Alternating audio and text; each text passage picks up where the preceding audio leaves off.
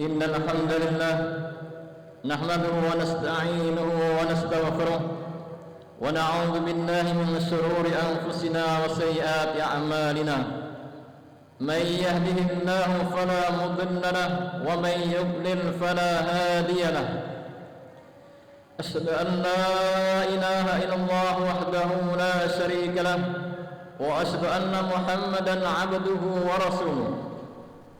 يا أيها الذين آمنوا اتقوا الله حق تقاته ولا تموتن إلا وأنتم مسلمون.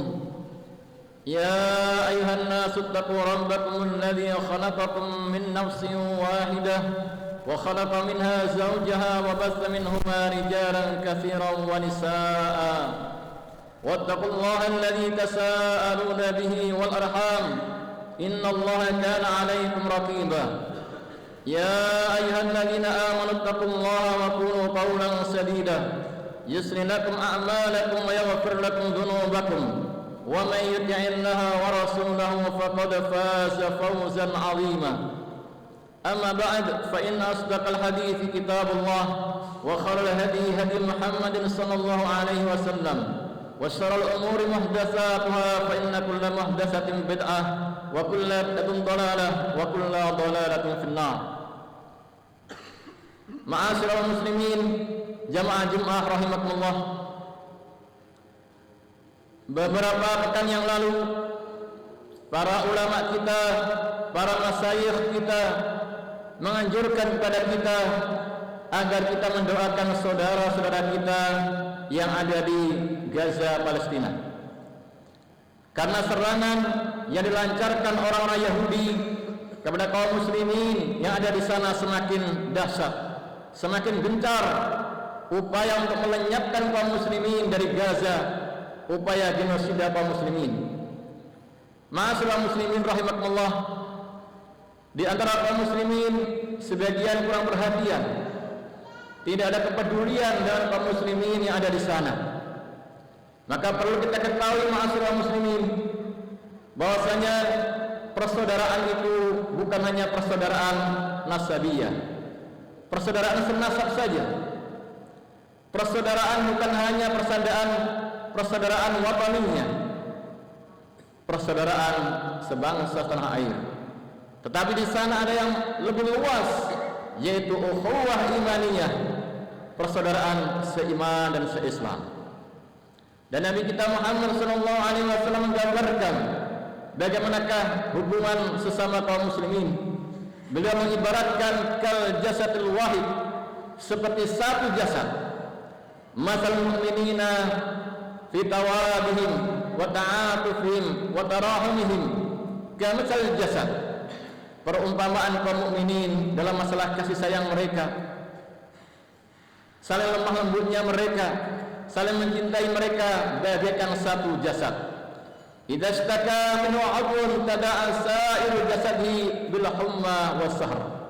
Kalau ada satu anggota yang sakit dari tubuh kita, maka seluruh badan kita merasakan demam dan tidak bisa tidur. Dalam hadis yang lain, Nabi mengatakan orang mukmin satu dan yang lainnya, al-mu'minul mu'min kal bunyan, seperti bangunan. Yasuddu ba'du ba'da, menguatkan sebagian dengan sebagian yang lainnya. Summa sabaka baina asabihi, lalu beliau merapatkan jari jemarinya. Maka di sini ma'asyiral muslimin, walaupun kita jauh, bukan kita mengatakan Palestina urusan Palestina, urusan kita urusan kita. Kita aja repot, kita susah ngapain ngurusin negara yang lainnya. Bukan demikian. Kaum muslimin di sana berat, kita berat juga saling merasakan. Minimalnya kita mendoakan mereka, kaum muslimin yang ada di Gaza, Palestina. Ma'asyiral muslimin rahimakumullah, apa kaitannya Palestina dengan kita? Perlu kita ketahui ma'asyiral muslimin bahwa di Syam itu adalah negerinya para nabi-nabi. Syam sekarang ini terpecah menjadi 4 negara, yaitu Palestina, Yordania, Suriah, dan Libanon. Negeri ini negerinya para nabi-nabi. Nabi Ibrahim alaihissalam, beliau memiliki putra yang menjadi nabi yang pertama, Nabi Ismail dari istri Hajar. Beliau tempatkan di Mekah. Lalu dari sinilah setelah kurun waktu yang sangat panjang, muncul Nabi kita Muhammad sallallahu alaihi wasallam. Lalu Nabi Ibrahim punya putra yang kedua, namanya Ishak. Dari Ishak lahirlah Nabi Yakub. Yakub ini nama lain dari Israel. Dari sini lahirlah nabi-nabi dari Bani Israel. Nabi Isa Bani Israel, Nabi Musa Bani Israel, banyak mereka diturunkan di Syam. Ma'asyiral muslimin rahimakumullah. Ini yang pertama, bahwa Syam merupakan negaranya para nabi-nabi. Yang kedua, ma'asyiral muslimin, di Palestina ada Baitul Maqdis atau Masjidil Aqsa. Masjid ini merupakan masjid kedua di dunia setelah Masjidil Haram. Nabi kita Muhammad sallallahu alaihi wasallam ditanya dalam hadis dari Abi Dzar, "Ya Rasulullah, ayyu masjidin fil ardi awal?" Wahai Nabi, masjid mana yang pertama kali dibangun di dunia?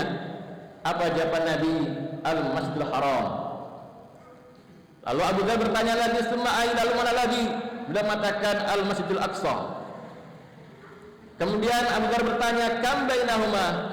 Berapa jaraknya antara keduanya? Kata Nabi, arba'una sanah, 40 tahun. Ma'asyiral muslimin rahimakumullah, siapa yang bangun Masjidil Haram dan Masjid Aqsa? Para ulama khilaf. Adapun Ibnu Hajar menguatkan yang membangun pertama kalinya adalah Nabi Adam alaihissalam. Kemudian Nabi Ibrahim dan Nabi Ismail meninggikan kembali pondasi-pondasi yang telah diletakkan oleh Nabi Adam alaihissalam.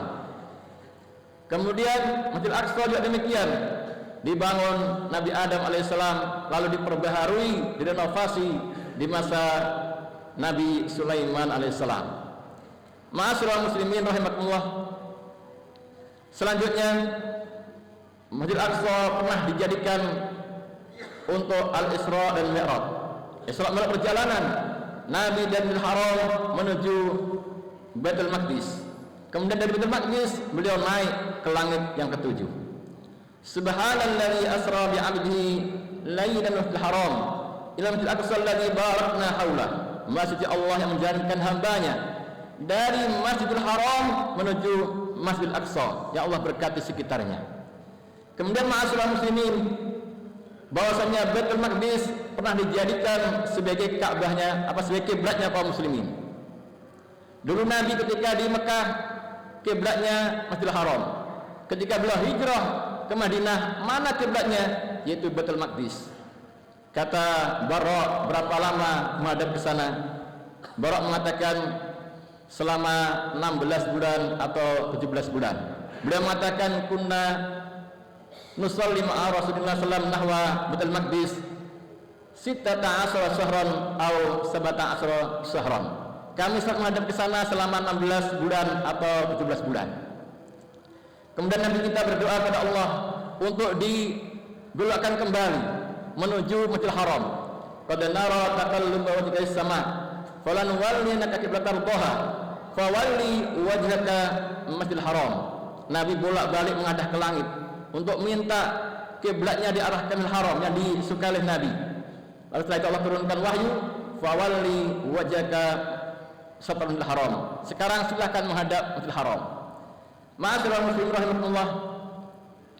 Selanjutnya, salat di Masjidil Aqsa pahalanya 500 kali lipat dibandingkan masjid yang lainnya. Nabi kita Muhammad SAW mengatakan, as-salatu fil haram tudha'afu ala ghairihi bi mi'ati alfi salah.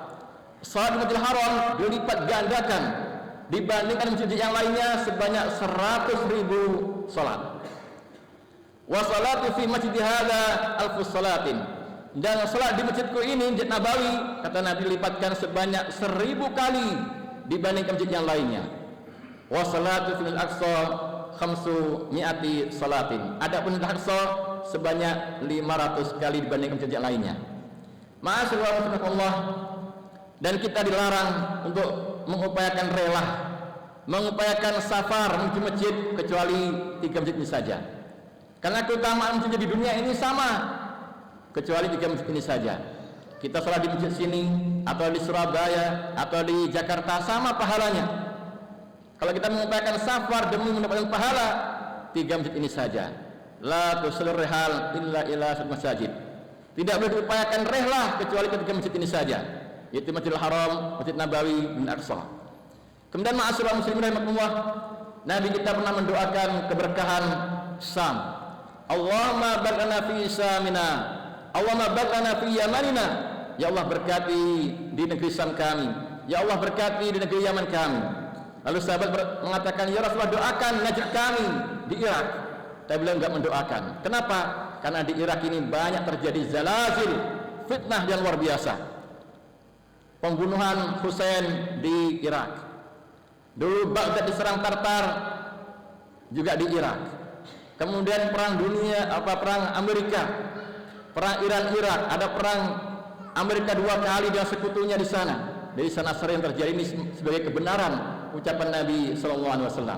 Adapun Syam dan Yaman diupayakan, didoakan oleh Nabi keberkahan. Ma'asyiral muslimin Allah, ini di antara keutamaan apa hubungannya Syam dengan kita, yaitu Palestina. Selanjutnya ma'asyiral muslimin rahimakumullah, di zaman Rasulullah SAW, Baitul Maqdis belum dikuasai oleh kaum muslimin, masih di bawah kekuasaan Kaisar Romawi. Tapi Nabi mengatakan nanti Baitul Maqdis akan dikuasai oleh kaum muslimin.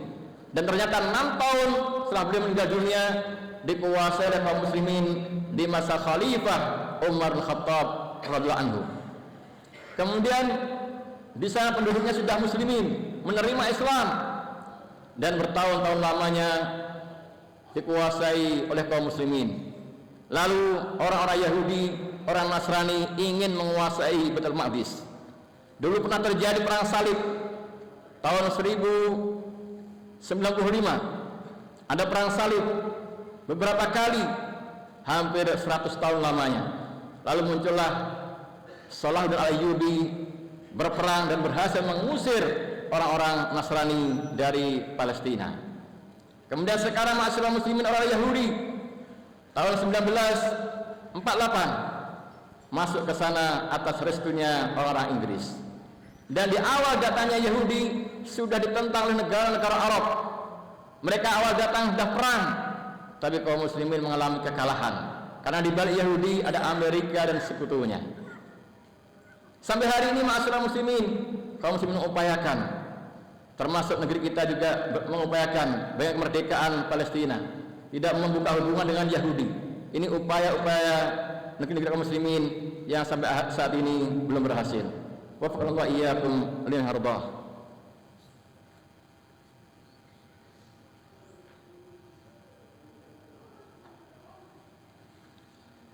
Alhamdulillahi rabbil alamin wal 'aqibatu lil muttaqin wala 'udwana illa 'alal zalimin. Asyhadu an la ilaha illallah wahdahu la syarika lah wa asyhadu anna Muhammadan 'abduhu wa rasuluh, amma ba'd. Ma'asyiral muslimin rahimakumullah, permasalahan Palestina kembalinya kepada kaum muslimin. Tidak bisa mengandalkan adanya PBB, tidak bisa mengandalkan adanya hak asasi manusia. Kalau yang dibantai orang-orang Nasara, mereka berteriak sekencang-kencangnya, sekeras-kerasnya melanggar HAM. Dan kaum muslimin dibantai, yang anak-anak, yang tua, yang muda semua dihabiskan, tidak adanya peringatan pelanggaran HAM. Maka kembali ke kaum muslimin.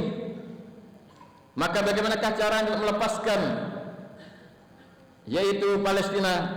Allah Subhanahu wa taala telah menjanjikan, wa kana haqqan alaina nasrul mu'minin. Kewajiban bagi kami untuk menolong kaum muslimin. Dan ini terbukti di zaman Nabi. Sekian banyak perang-perangan selalu menang, walaupun personilnya sedikit, persenjataannya sedikit, tapi kemenangan itu datang dari Allah Subhanahu wa taala. Maka ada beberapa cara yang dijelaskan para ulama agar kaum muslim mendapat kemenangan. Yang pertama, hendaknya mengupayakan, itu ada 2 macam, yaitu sebab maknawiyah, yang kedua sebab hissiyah. Sebab maknawiyah, hendaknya kaum muslimin kembali kepada agamanya. Kalau mereka kembali kepada agamanya, zaman Nabi diberikan kemenangan. Tapi kenapa sekarang kaum muslimin banyak kalah dalam medan peperangan? Karena kaum muslimin sudah banyak melanggar, yaitu syarat agamanya. Idza tabayatum bil ainah wa akhadtum adnabal baqar wa raditum bir zar' wa taraktumul jihad sallallahu alaikum dhilla la yanzi'uhu hatta tarji'u ila dinikum. Apabila kalian jual beli dengan cara ainah, dengan cara riba, dan kalian pegangi buntut-buntut sapi, kalian reda dengan tantangan kalian bentuk kecintaan dunia, dan kalian tinggalkan jihad fi sabilillah, maka Allah akan timpakan kehinaan dari kalian. Allah tidak akan mencabut kehinaan ini hatta tarji'u ila dinikum, sampai kalian kembali kepada agama kalian. Jadi yang pertama, assalamu muslimin Allah. Yang kedua, dengan sebab-sebab hissiyah, yaitu mengupayakan apa yang kita mampu dari kekuatan. Allah perintahkan wa'iddu lahum mastata'tum min quwwah, dan persiapkanlah untuk kalian kekuatan semampu kalian. Ketika Nabi perang punya persiapan, bukan kita yang penting saya tawakal, enggak perlu bawa senjata. Bukan demikian. Apa yang kamu mampu selalu kurang, tapi ada kemampuan semampunya. Dengan dua hal ini, ma'asyiral muslimin, kaum muslimin akan bisa kembali untuk mendapatkan kemenangan. Dan di akhir zaman Nabi bisa menyebutkan akan terjadi perangan antara kaum muslimin dan Yahudi di Palestina sana. Kemudian batu-batu berbicara, ya muslim, di sini ada, di belakangku ada Yahudi, betul bunuhlah dia. Pohon juga demikian, kecuali satu pohon yang membantu orang Yahudi, yaitu pohon gharqad. Sehingga hari ini ma'asyiral muslimin, orang Yahudi banyak menanam, yaitu pohon gharqad, pohon Yahudi. Ma'asyiral muslimin Allah, demikian khutbah kali ini, mudah-mudahan bermanfaat.